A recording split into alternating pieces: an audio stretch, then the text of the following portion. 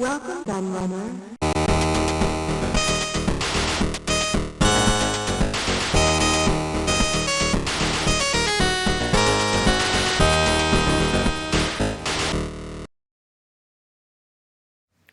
Hello everybody, Q&A the Laird here, and I have a new hardware review for you, and this is one that I've been intending to make for, God, I don't even know now, because I've had this for quite a while. I didn't get it when it first came out, funnily enough. I ummed and ahed, and I remember actually asking for it for a present, I think for Christmas, then changing my mind for something else. I ended up getting an EverDrive for my TurboGrafx later on instead. So I thought it was a better solution for playing all games. But then I can't remember if it was last Christmas or my last birthday. I can't remember now. It was one of the two. My wife got me this as one of the presents. I think it might have been my birthday last year. Hard to remember now. But yes, she got me this as a present. She also remembered that it was something I'd asked for at some point. I'm guessing she'd seen one somewhere. I think she might have bought it off Marketplace, because I do remember seeing someone selling one on Marketplace, and umming and ahhing over it. So I've got a feeling this might be the one she bought. But I digress.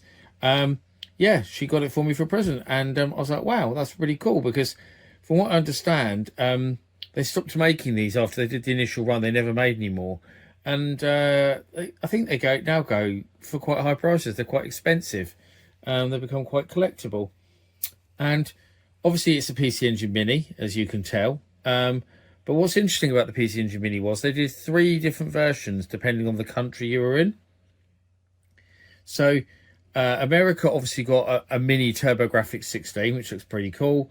Japan got a mini PC Engine, white one. And we got a mini PC Engine Core Graphics. And actually the reason for this is, it's a very obscure connection as to why we got this. And we should have got a grey TurboGrafx, is what we should have got. Konami, I don't think, did their research there. They would have known that the TurboGrafx did get a limited release in Europe.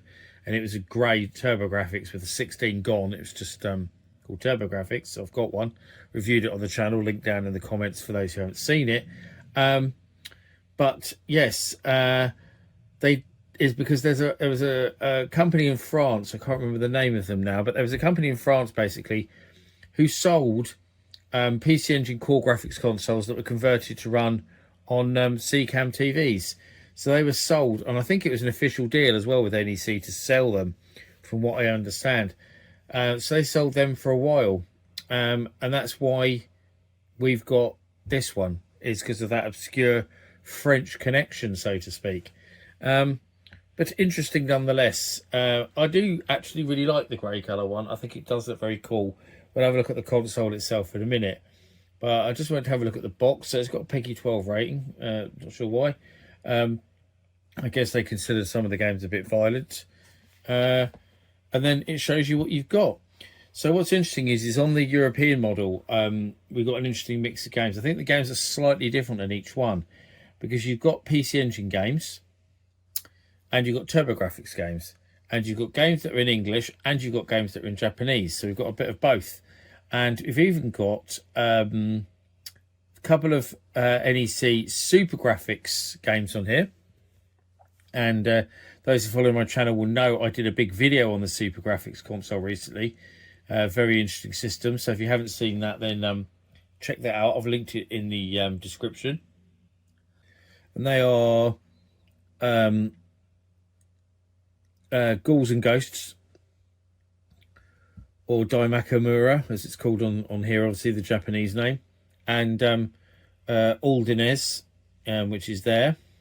And there's different menus when you get into it, according to which games you want to select, but you'll see this in due course, because I will set it up and show you it working. But a really, really, really good game selection, it has to be said, in here. Obviously you see Konami there, but Hori made it. They're well known for their controllers over the years. The best thing about it is obviously got HDMI, unlike a normal PC Engine, unless you modded it in some way. But if you look through the list as well, I should also mention that some of the games are Hue card and some of the games are CD. So we've got a mix of both. But I mean, to pick out some great stuff, Galaga 88, Fantasy Zone, which you probably wouldn't expect to see, given it's a Sega license. You've got Dragon Spirit there, Nectarus, Dungeon Explorer, Bonk, Ease 1 and 2, Super Darius, Super Star Soldier, Spriggan, Gradius, Salamander, Ninja Gaiden, Star Parodia, Snatcher, which is a big one, Dracula X, of course, probably one of the most famous PC Engine games, Bomberman Panic, so that's on the Japanese. They're looking at the American games, Blazing Lasers, Alien Crush, R-Type's in there, Ninja Spirit, Space Harrier, so another Sega license, which is cool to see. Splatterhouse, Bonk's Revenge, Parasol Stars, amazing to have that on there. Air Zonk, Soldier Blade, Bomberman 93, Lords of Thunder, New Adventure Island. So loads of really, really good stuff. I mean, to be honest, there's probably not a bad game on here. Every game on here is just fantastic. And a real mix of everything on here as well. You've got RPGs, you've got racing games, shoot 'em ups, beat 'em ups. You've got everything on here, really. It's absolutely fantastic game selection. So there's not really much else to show, really. I think on the bottom it's just got a list of what it includes and all that kind of thing. And there's some nice packaging inside, but I'm not going to bother showing you that, really. I don't think anyone wants to see the packaging. They're more interested in the console. So here is the actual Core Graphics unit itself, as you can see. Looks exactly like a PC Engine. Obviously, the PC Engine console is already small anyway. So a lot of people were like, wow, can they really make this smaller? Well, they did. It is even smaller than the real PC Engine console. As you can probably see when you compare it to my hand, because it's smaller than my hand. And I have small hands. So that's really cool. On the front there, you've got your two controller ports. So these are now USB. So you can't use original TurboGrafx or PC Engine controllers with it, sadly. You have to use USB controllers. You've got a fake Hue card slot, because that doesn't do anything. There's your on-off switch, which does actually lock in. You can see that like the original one did to lock in your Hue card. So they've retained that feature, even though it doesn't take Hue cards. I suppose that's kind of cool. And then on the back, we have our HDMI socket and a little USB-B socket if you want to plug it in. So there we go. I can't remember if you... I'm trying to think now if you can just power this off HDMI. I don't think you can. I do think you... I seem to remember that you do have to plug a cable in to there. Because some of these minis you can just power off HDMI. I can't remember if this is one of them, so correct me. Feel free to correct me in the comments. I seem to remember that you can't. I've just grabbed all the cables and just realised that they're completely tangled. So I probably should have checked that before I did anything with them. Because I'd shoved them all in a drawer. So there's the controller. So this gives you a good idea of how small the console is, because obviously the controller is an exact replica of the turbo controllers that were bundled with the American TurboGrafx systems, because it has the Turbo Fire option on it, 1 and 2, your little joypad. So you can see that the controller is wider than the console. So it gives you a good idea of how small that little console is. You only get one controller, so if you want to play two-player stuff, you do need to get another one. Actually, that's a funny thing to point out, because the original PC Engine consoles and TurboGrafx consoles only had one controller port, which was nuts, because it was so strange at the time. It's because of their size, I'm guessing, but all consoles had at least two, and you had to buy the TurboTap adapter and plug that into the single controller port to then get, I think it had 5 ports on it, which is a strange number, but I have one of those for my TurboGrafx. One of the first things I bought actually when I got my TurboGrafx was that, so I could play games two-player, mainly with my brother at the time. So very important thing to have. But obviously this does have 2 controller ports, so you can now play two-player games without needing to buy a TurboTap adapter. I'm surprised it actually didn't do that as an actual accessory. It would have been quite funny to have done that. Would have been added authenticity, but no doubt would have annoyed some people that would have had to buy one before they could play 2-player.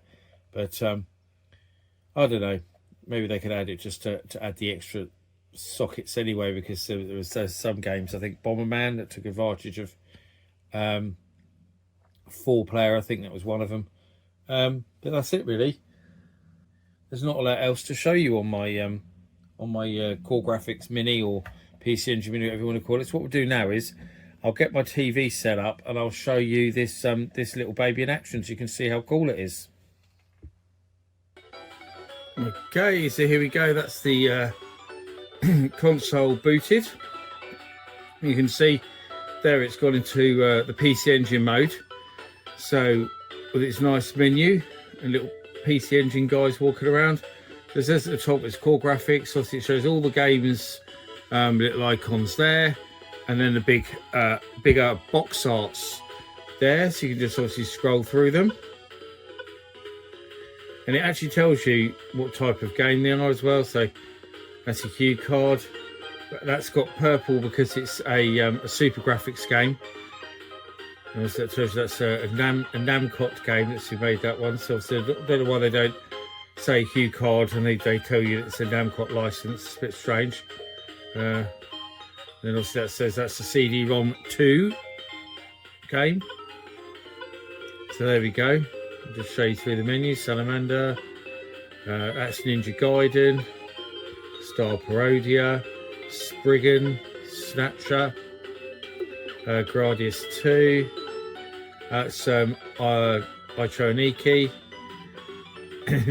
Dracula X, Bomberman 94, Bomberman Panic Bomber, Sapphire, The Kung Fu, Necromancer, Galaga 88, Fantasy Zone, Dragon Spirit, Gateball, Nectarist, Dungeon Explorer, Utopia, PC Kid, aka Bonk, Ease 1 and 2, back to the beginning again with Super Darius, and then Genji and the Heike clans.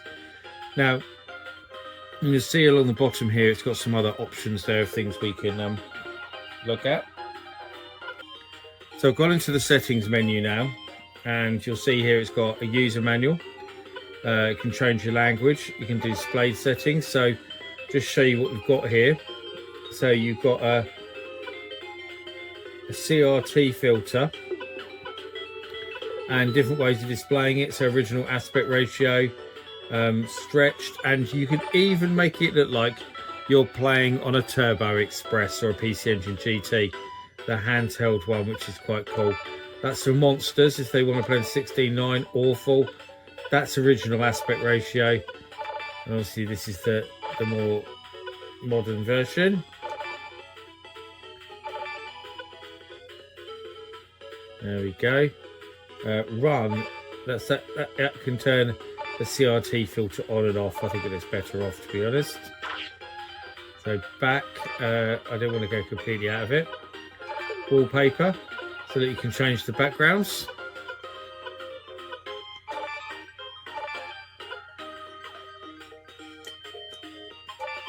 Just notice the turbo fire on, that's why that was reacting strange. So menu design, so you can have it as PC Engine or Core Graphics. That's quite cool. Credits, if you really want to see the credits of all the people who did it. So M2 worked on it to get it all emulated properly, and Hori, as you know, produced it, and lots of other people. I don't really think we need to see the credits. Select copyright info, that tells you all the copyright messages. Yeah, great, don't really need to see that. Okay, thank you. But I thought I'd show you that anyway. Restore factory settings if you want to sell it maybe or something, I don't know. Sort by release dates, you can change the order that is sorted, A to Z or release date, and then you see the select console.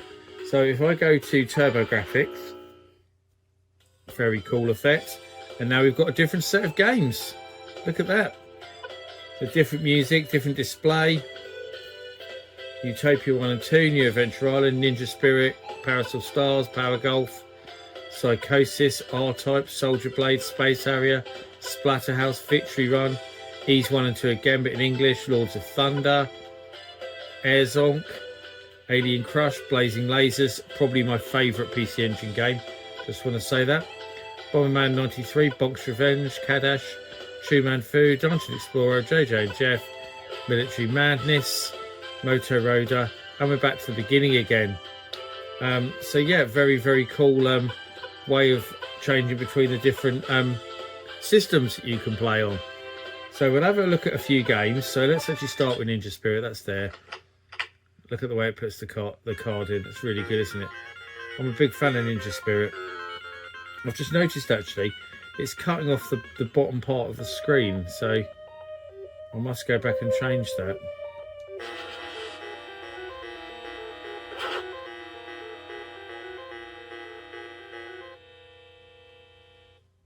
I'm not going to play the game for very long, but this game is absolutely brilliant. Fantastic music as well, really fantastic music.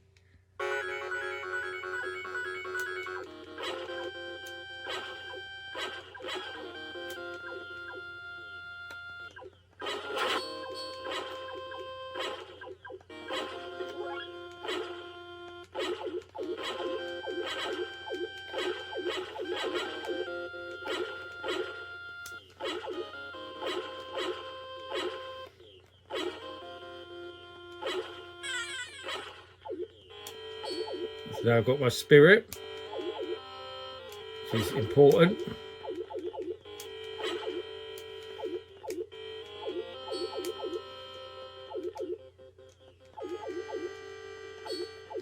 To get anywhere on this game, you will need to use your spirits.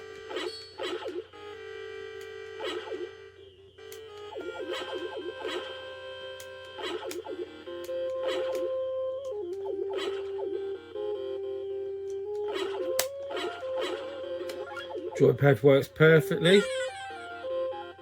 Now I've got another one, see? What a brilliant game this is. Everyone follows what you do. This is probably one of my top 10 PC Engine games. I absolutely adore it. Now, if you press select and run, you can bring up a game menu, as you can see. So you can save and load your games, return to menu, or resume game. So we'll go to return to menu because I do want to show a few different games. So there we go. So let's go Parasol Stars. That's not a favourite of mine. I'll show you a few games from the English selection, and then we'll go and see a few games from the Japanese, won't we? Best way to do it.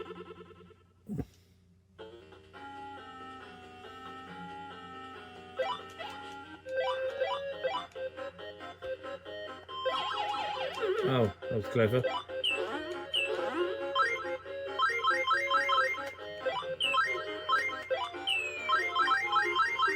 Brilliant game this is. All the bubble games are brilliant, and I always switch between which one's my favourite, and I can never actually decide. Some days it's the original Bubble, but some days it's Parasol Stars because it's such a wonderful game. I mean, Rainbow Islands is great as well, but I actually prefer the 2D games, not 2D, the single screen games is what I meant to say. I don't know why I said 2D. Than the scrolling ones. Bubble Symphony is also very underrated. I've got that on the Sega Saturn, which is the 4th game. There we go. Let's.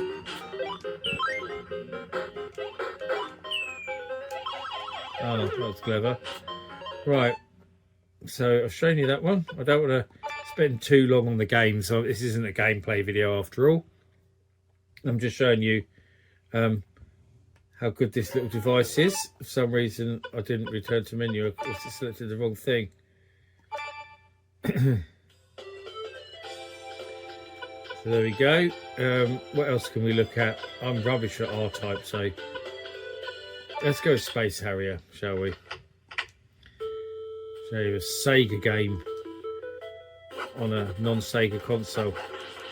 The speech isn't so good, they're very, very crackly, but otherwise it's actually a really good port of Space Harrier.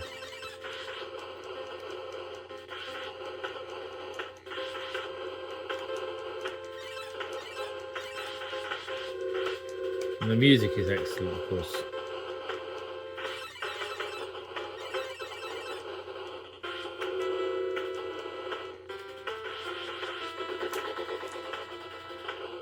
Oh, I can use the turbo fire for this. There we go. So I can demonstrate the turbo fire. I'll just turn that on. Makes things a bit better, doesn't it? And just hold that down.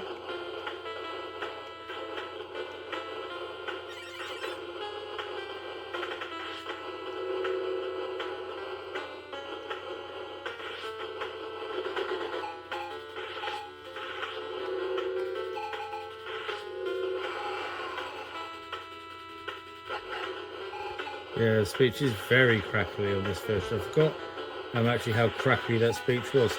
Well, I got to the boss, that's what I wanted to do, so...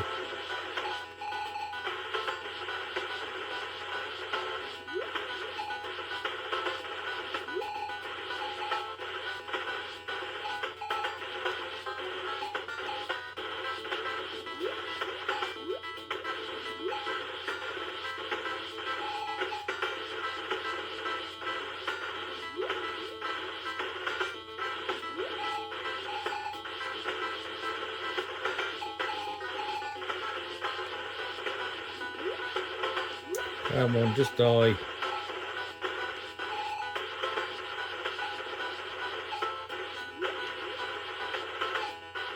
I like the way he changes colour as you kill him. How mad is that I died as I killed him? Brilliant there. Right, okay. Return to the main menu, yes. We'll switch it back into PC Engine mode. And then we'll select a few from here. So since it's gone onto that, we better do that, haven't we? So it puts in our system CD-ROM card and loads our CD-ROM. How brilliant is that? All these little things like that, really good attention to detail in the terms of the way stuff's presented like that. I mean, loading the CD, brilliant. I mean, this is one of the best games on the system, especially if we're talking about CD games. And it's just sad that this was never localized, actually. Oh look, I've already got a game on there. Game start.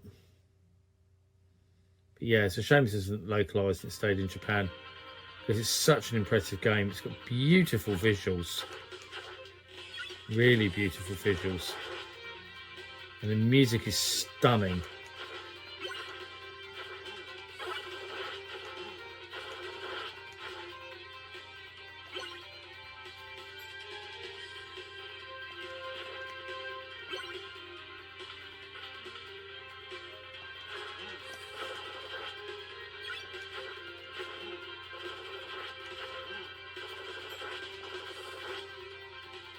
There we go.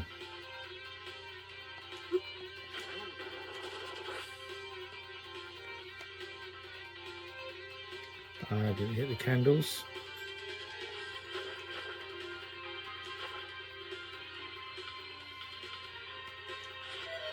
I'm not sure how I did that.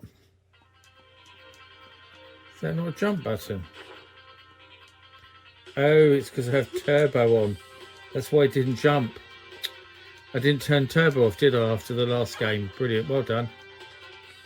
That was a bit stupid of me. But that's why.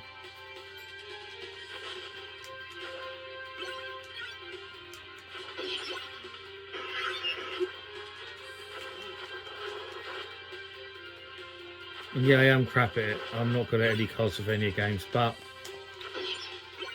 actually I have to say I'm generally not really a fan of Castlevania. I know it has a big fan base. I can't say it's a game I love that much, but I absolutely adore this PC Engine game, funnily enough. It's easily my favourite Castlevania that I've played.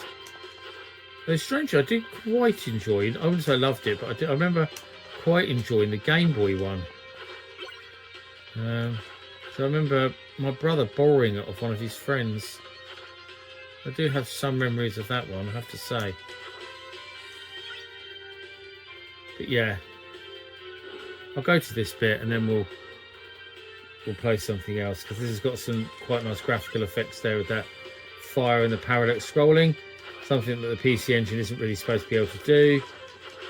And there's a boss, and I won't beat him because I don't know, I'm not very good at this game, but I'll go to the main menu so I can show you something else. So what else can we load? Spriggan 2. We'll do Spriggan. We'll do it. Good game.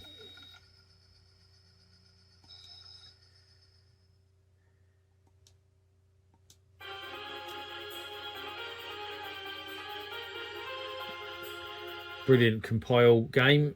Any shoot 'em up by compile, as you probably know, is just absolutely fantastic. They also did Blazing Lasers, so you know.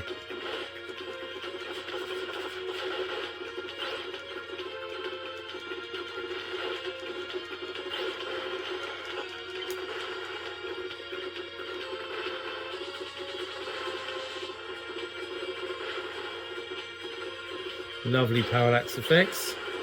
Again, something that the PC Engine isn't really supposed to be able to do, is because it doesn't have multiple background layers. But yeah, real graphical showcase this game. Very impressive indeed.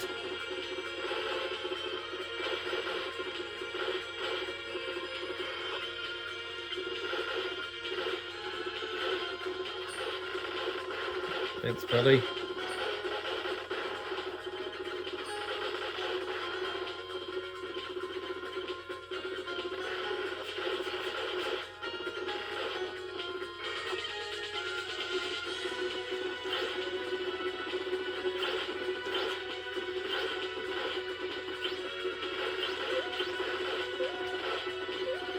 Probably means I'm about to die.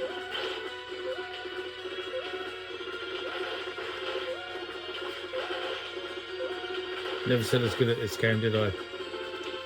Right, let's go for another one. Try and play a bit of a selection of different game types. Star Parody is wonderful. That's probably one of my favourite games. Gallagher 88 is wonderful. That's another one I absolutely adore. Let's do a bit of Bomberman 94. I think if you're playing a Hudson console, which PC Engine is, of course, you've got to go with a bit of Bomberman in there somewhere, haven't you? So let's go with this then. A normal game.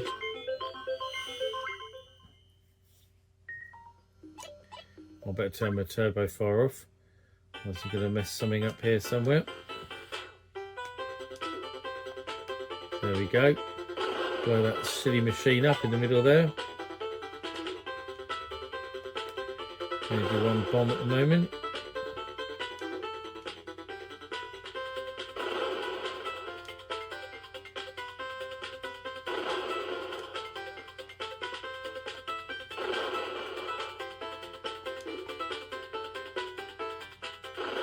Got him.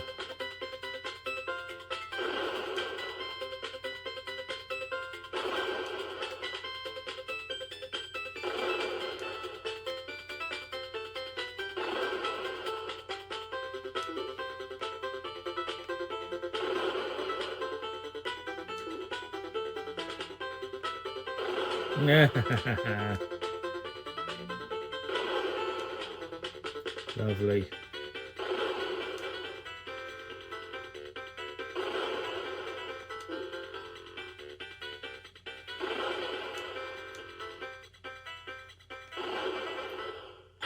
Lovely.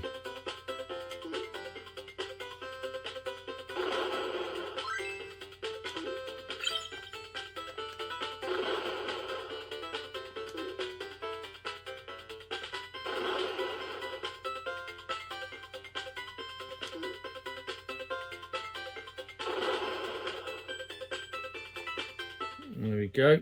That's the level complete.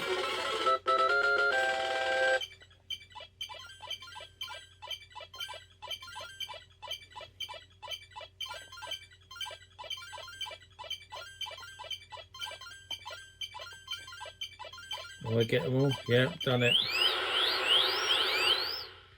Right, so I'm going to go back now then. So there we go, that's it. I'm not going to play any more games. I think I've given you a good idea of what the console's about, showing you some of the best stuff on here. There's plenty more I could play, but yeah.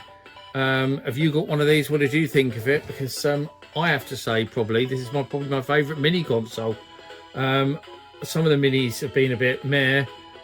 I think up until this point, the Atari Flashback 50 that I got, the 50th anniversary special edition one, was my favourite one.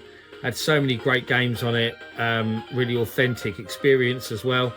And I think this one might have just edged it, because whereas the Flashback did have some duffers on it in terms of games, because it was literally like every game Atari produced that had stuff like golf on it, and you know, football and stuff like that are just terrible. This hasn't really got any bad games on it. Everything on here is just fantastic. There's just so many good games, and I can easily lose a whole afternoon just sitting here playing with this. And okay, I have a TurboGrafx with an EverDrive, so I can play that way and play whatever I want, you know. But that means I have to get one of my old CRT TVs out. I can't hook this up to my big TV in my lounge or this little portable TV in my office. And you know, it's a lot less faff just getting the little mini console out and plugging it into one of my TVs, and off I go. And the way the games menus is presented is great as well. I don't actually know if there's a way you can hack these to add more games. I'm sure there probably is. I haven't investigated that, to be honest, but I'm pretty happy with the way it is. It's got most of my favourite PC Engine games on here. Metal Stoker would have been nice, because I love that. I think it's a really underrated game. But yeah, it's a wonderful mini console. I say probably my favourite. I'd love to know what you think of it. But if you don't have one of these and you like having mini consoles, especially the convenience, then I really recommend getting one. But that's it, really. I've been the Laird, as always. I thank you for watching. I hope you enjoyed my review of the PC Engine Mini, and I'll see you all again for another video very soon. Thanks for watching. Bye bye.